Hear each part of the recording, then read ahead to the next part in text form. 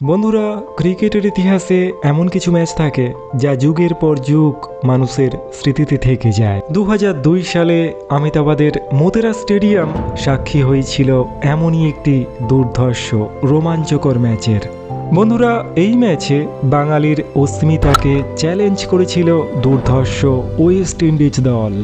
আর অপমানে বিধ্বস্ত ক্যাপ্টেন সৌরভ গাঙ্গুলির আত্মসম্মানকে সেদিন রক্ষা করতে অনামী সঞ্জয় বাঙ্গার আহমেদাবাদের মোতেরা স্টেডিয়ামে এমন এক কাণ্ড ঘটিয়েছিলেন যা দেখে ক্রিকেট এক্সপার্টরা বলতে বাধ্য হয়েছিলেন সৌরভের টিম ইন্ডিয়াকে রক্ষা করতে আজ সম্ভবত সচিন তেন্ডুলকারের আত্মা সঞ্জয় বাঙ্গারের মধ্যে প্রবেশ করে মাঠের মধ্যে লড়াই করছে।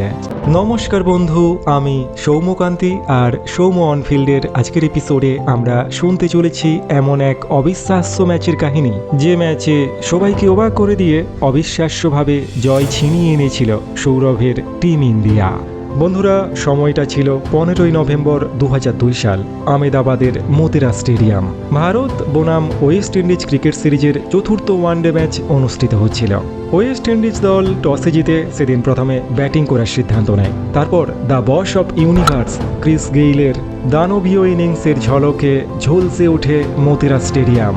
জাভাগল শ্রীনাথ, আশিস নেহরা কিংবা হরভজন সিং সেদিন কাউকেই রেয়াত করার মুডে ছিলেন না the boss of universe Chris Gayle. বন্ধুরা, ক্রিস গেইল সেদিন একটার পর একটা বাউন্ডারির সাহায্যে মাত্র 127 বল থেকে 140 রানের দানবিক একটা ইনিংস উপহার দিয়েছিলেন। আর ক্রিস গেইলের এই ঐতিহাসিক দানবীয় ইনিংসে ভর করেই ওয়েস্ট ইন্ডিজ ক্রিকেট দল নির্ধারিত 50 ওভার শেষে 4 উইকেটের বিনিময়ে 324 রানের পাহাড় প্রমাণ একটা টার্গেট সেট করে ভারতীয় ক্রিকেট দলের জন্য। বন্ধুরা, আজ থেকে প্রায় 24 বছর আগে দ্বিতীয় ইনিংসে ব্যাট করতে নেমে 324 রান তাড়া করে ম্যাচ জেতা প্রায় অসম্ভব একটা কাজ ছিল। তারপর সেদিন সচিন তেন্ডুলকার অসুস্থতার কারণে ভারতীয় দলে ছিলেন না, তাই সবাই ধরে নিয়েছিল আজকের এই ম্যাচটাতে ওয়েস্ট ইন্ডিজের কাছে চরমভাবে বিপর্যস্ত হতে চলেছে ভারতীয় ক্রিকেট দল। বন্ধুরা, 325 রানের পাহাড় প্রমাণ টার্গেট মাথায় নিয়ে ভারতের হয়ে সেদিন দুরু বুকে ওপেনিং করতে মাঠে নামলেন বীরেন্দ্র সেহবাগ এবং অধিনায়ক সৌরভ গাঙ্গুলি। ইনিংসের প্রথম বলেই বীরেন্দ্র সেহবাগ অসাধারণ একটা চার মেরে বুঝিয়ে দিলেন ভারতীয় ক্রিকেট দল আজ লড়াই করার জন্যই মাঠে নেমেছে।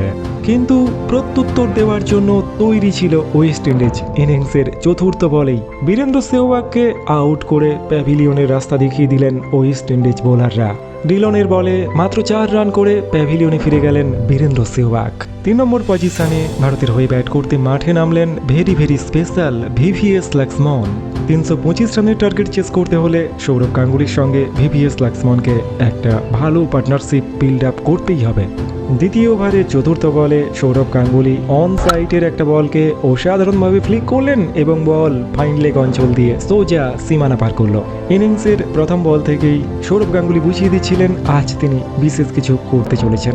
3 নম্বর ওভারের প্রথম বলটিকে গাইড করলেন ভিভিএস লক্ষ্মণ এবং থার্ডম্যান অঞ্চল দিয়ে বল চলে গেল সোজা সীমানার বাইরে, আরও একটি 4 রান। ওই ওভারের শেষ বলটিতে সৌরভ গাঙ্গুলি হাওয়াই বল ভাসিয়ে দিলেন, তবে স্লো আউটফিল্ডের কারণে বলটি সীমানার ধারে গিয়ে আটকে গেল। এর মধ্যেই দুই ব্যাটসম্যান 3 বারের জন্য নিজেদের মধ্যে জায়গা বদল করলেন। বন্ধুরা, সপ্তম ওভারের দ্বিতীয় বলে অধিনায়ক সৌরভ গাঙ্গুলি থার্ডম্যান অঞ্চলের উপর দিয়ে একটা আপার কাট খেললেন, কিন্তু থার্ডম্যান অঞ্চলে দাঁড়িয়ে থাকা জ্যাকবস বলটিকে তালুবন্দি করে সেলিব্রেশন শুরু করে দিলেন। সৌরভ গাঙ্গুলি আউট হয়ে গিয়েছেন, কিন্তু ঠিক তখনই আম্পায়ার যখন আরও একবার ক্যামেরাতে চেক করলেন, দেখা গেল জ্যাকবসের পা থার্ডম্যান অঞ্চলে সীমানার দড়ি স্পর্শ করেছে, অর্থাৎ সৌরভ গাঙ্গুলি আউট নন, বরং সৌরভের খাতায় যুক্ত হয়েছে আরও 6টি রান।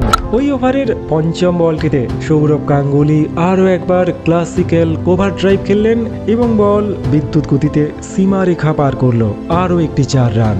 এরপর সৌরভ গাঙ্গুলি আরও একবার ফাইন লেগ অঞ্চল দিয়ে দুর্ধর্ষ একটা ফ্লিক করলেন এবং বল চোখের পলকে সীমানা পার করলো, আরও একটি 4 রান। বন্ধুরা, সৌরভকে ভীষণ আত্মবিশ্বাসী দেখাচ্ছিল।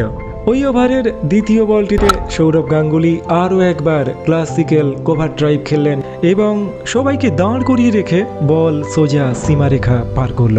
কিন্তু ওই ওভারের 3 নম্বর বলটিতে সৌরভ গাঙ্গুলি আরও একবার ফ্লিক করতে গিয়ে উইকেট রক্ষক জ্যাকবসের হাতে বন্দী হলেন।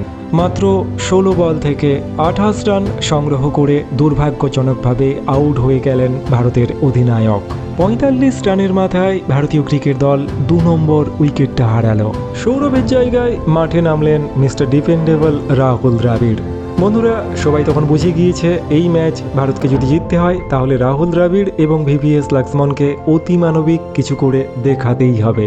বন্ধুরা, ব্যাট করতে নেমেই রাহুল দ্রাবিড় ওই ওভারের 4 নম্বর বলটিকে ফাইন লেগ অঞ্চল দিয়ে পাঠিয়ে দিলেন সীমানার বাইরে। এরপর 7ম ওভারের শেষ বলটিতে ভিভিএস লক্ষ্মণ কবজির মোচড়ে অসাধারণ একটি 4 মারলেন। 11তম ওভারে ভিভিএস লক্ষ্মণ আরও একবার অসাধারণ একটা পুল শট খেললেন এবং বল সবাইকে দাঁড় করিয়ে রেখে সীমানা পার করলো আরও একটি 4 রান। বন্ধুরা, ক্লাসিক ভিভিএস লক্ষ্মণ যতক্ষণ ক্রিজে থাকতেন সারা পৃথিবীর ক্রিকেট প্রেমীরা মুগ্ধ হয়ে ভিভিএস লক্ষ্মণের একের পর এক অসাধারণ সব শটে মুগ্ধ হয়ে যেত। ওই ওভারের 3 নম্বর বলটিতেও ভিভিএস লক্ষ্মণ আরও একবার অসাধারণ একটা পুল শট খেলে বল পাঠিয়ে দিলেন সীমানার বাইরে। এরপর 12তম ওভারে রাহুল দ্রাবিড় আরও একবার ক্লাসিক্যাল একটা শট খেললেন এবং বল বিদ্যুৎ গতিতে সীমানা পার করলো। একদিকে ভিভিএস লক্ষ্মণ এবং অন্যদিকে রাহুল দ্রাবিড় দুজনে মিলে ধীরে ধীরে ভারতীয় ক্রিকেট দলকে একটা সলিড ফাউন্ডেশন দিতে চেষ্টা করছিলেন। 12 ওভার শেষে ভারতীয় ক্রিকেট দল 2 উইকেটের বিনিময়ে 74 রান। 14তম ওভারের 3 নম্বর বলটিতে ভিভিএস লক্ষ্মণ বুঝিয়ে দিলেন কেন তাকে ভেরি ভেরি স্পেশাল লক্ষ্মণ বলা হয়। অসাধারণ একটা শট এবং বল সোজা সীমানা পার করলো। এরপর 15তম ওভারের 5ম বলটিতে আরও একবার দাক্ষিণাত্য উচ্চাঙ্গ সঙ্গীতের মধুর পরশ বুলিয়ে দিলেন ভিভিএস লক্ষ্মণ এবং বল সোজা সীমানা পার। বন্ধুরা, ভিভিএস লক্ষ্মণকে এমন অপার্থিব শট খেলতে দেখে মোতেরা স্টেডিয়ামের দর্শকরা সেদিন ভীষণভাবে এনজয় করছিলেন। পাওয়ার প্লে শেষ হয়ে গিয়েছিল, কিন্তু ভিভিএস লক্ষ্মণ তখনও একটার পর একটা ফুল শট খেলে বাউন্ডারি তুলে আনছিলেন ভারতীয় ক্রিকেট দলের জন্য। 18তম ওভারে কাল হোপারের বলে এই সিঙ্গেলটি নিয়ে ভিভিএস লক্ষ্মণ তার 50 অর্থাৎ অর্ধশতরান কমপ্লিট করলেন মোতেরা স্টেডিয়ামে। এরপর 21তম ওভারে আরও একবার ক্লাসিক্যাল ভিভিএস লক্ষ্মণ গর্জে উঠলেন এবং বল সোজা সীমানা পার। বন্ধুরা, 2 উইকেট হারানোর পরেও ভারতীয় ক্রিকেট দল সেদিন এমন এগ্রেসিভ ক্রিকেট খেলছিল যে দু প্রান্ত থেকেই ঝড়ের মতো রান সংযোজিত হচ্ছিল ভারতীয় দলের স্কোর বোর্ডে। 22তম ওভারে কাল হুপারের বলে এগিয়ে এসে লফটেড শট খেললেন ভিভিএস লক্ষ্মণ এবং বল ফিল্ডসম্যানকে ফাঁকি দিয়ে আরও একবার সীমারেখা পার করল। বন্ধুরা, ওয়েস্ট ইন্ডিজ দল বুঝতে পারছিল ভারতীয় ক্রিকেট দলকে থামাতে হলে ভিভিএস লক্ষ্মণকে অবশ্যই থামাতে হবে। 25 ওভার শেষে ভারতীয় ক্রিকেট দল 2 উইকেটের বিনিময়ে 148 রানে পৌঁছে গিয়েছিল। কিন্তু ঠিক এই সময় অত্যন্ত দুর্ভাগ্যজনকভাবে ভুল বোঝাবুঝিতে রান আউট হয়ে গেলেন ভিভিএস লক্ষ্মণ। 66 রানের একটা মায়াবী ইনিংস উপহার দিয়ে প্যাভিলিয়নে ফিরে চলেছেন very very special VVS Laxman. লক্ষ্মণের পরে ভারতীয় দলের হয়ে ব্যাটিং করতে মাঠে নামলেন তরুণ যুবরাজ সিং। 28তম ওভারের 4 নম্বর বলটিতে রাহুল দ্রাবিড় আরও একবার ড্রাইভ করলেন এবং বল মিড উইকেট অঞ্চল দিয়ে সোজা সীমানা পার করলো আরও একটি 4 রান রাহুল দ্রাবিড়ের খাতায়। এবং এই 4টির সাহায্যে রাহুল দ্রাবিড় মোতেরা স্টেডিয়ামে নিজের হাফ সেঞ্চুরিটা কমপ্লিট করলেন। এরপর কলিন্সের বলে একটা অসাধারণ ফুল শট খেললেন যুবরাজ সিং। ভারতীয় ক্রিকেট দল 30 ওভারেই 3 উইকেটের বিনিময়ে 180 রানে পৌঁছে গেল। 34তম ওভারে আরও একবার গর্জে উঠলেন যুবরাজ সিং এবং লং অন অঞ্চলের উপর দিয়ে বল ভাসিয়ে দিলেন মোতেরা স্টেডিয়ামের স্ট্যান্ডে গিয়ে আছড়ে পড়ল বল। Yuvraj Singh on the fire. 34 ওভারেই ভারতীয় ক্রিকেট দল 3 উইকেটের বিনিময়ে 203 রানে পৌঁছে গিয়েছে। প্রাথমিক জড়তা কাটিয়ে ফাইট ব্যাক করছে ভারতীয় ক্রিকেট দল, কিন্তু পরের বলটিতেই ওয়েস্ট ইন্ডিজকে ব্রেক থ্রু এনে দিলেন ডিলন। আউট হয়ে গেলেন যুবরাজ সিং। বন্ধুরা, এই ম্যাচটিতে ভারতীয় ক্রিকেট দল যখনই কোনো একটা পার্টনারশিপ বিল্ড আপ করছিল ঠিক তখনই কিছু না কিছু একটা অঘটন ঘটে যাচ্ছিল। 30 বলে 30 রান করে প্যাভিলিয়নে ফিরে গেলেন যুবরাজ সিং। যুবরাজের পরে শেষ প্রতিষ্ঠিত ব্যাটসম্যান হিসেবে মাঠে নামলেন মোহাম্মদ কাইফ। ভারতীয় দল তখনও 100 রানে পিছিয়ে আছে, কিন্তু রাহুল দ্রাবিড় একটা প্রান্তে দাঁড়িয়ে ক্রমাগত ভরসা যোগাচ্ছেন ভারতীয় ক্রিকেট দলকে। একটার পর একটা দুরন্ত শটে দ্য ওয়াল অফ ইন্ডিয়া বুঝিয়ে দিচ্ছেন ভারতীয় ক্রিকেট দল এখনও এই ম্যাচে ভীষণভাবে লড়াইতে আছে। কিন্তু 38তম ওভারে আরও একবার অঘটন। মোহাম্মদ কাইফ পুল শট খেলতে গিয়ে মিস টাইম করে ফেললেন এবং আউট হয়ে প্যাভিলিয়নে ফিরলেন। বন্ধুরা, তখনও অবধি একটা প্রান্ত আগলে রেখেছেন রাহুল দ্রাবিড়, কিন্তু রাহুল দ্রাবিড়কে সঙ্গ দেবেন কে? 7 নম্বরে ভারতের হয়ে ব্যাটিং করতে মাঠে নামলেন অনামি নবাগত সঞ্জয় বাঙ্গার।